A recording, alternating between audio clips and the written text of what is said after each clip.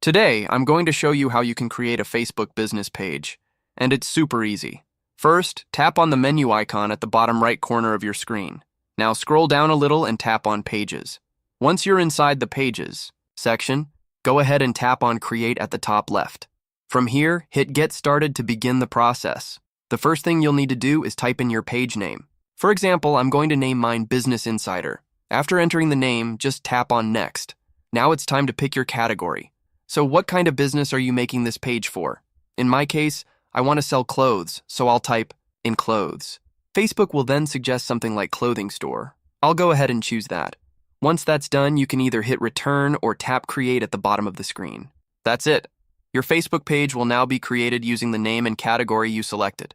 After that, Facebook will ask whether your page is for content or a product business. Since we're creating a business page, choose the first option and hit continue. Now you'll see a form. Just fill it in with all the details and descriptions about your business. Once that's done, hit Next. Next, it'll prompt you to set up your profile picture and page info. Once you've completed that, your Facebook business page will be fully set up and ready to go. And that's how easy it is to create a business page on Facebook.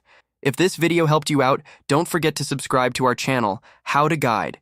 Catch you guys in the next one.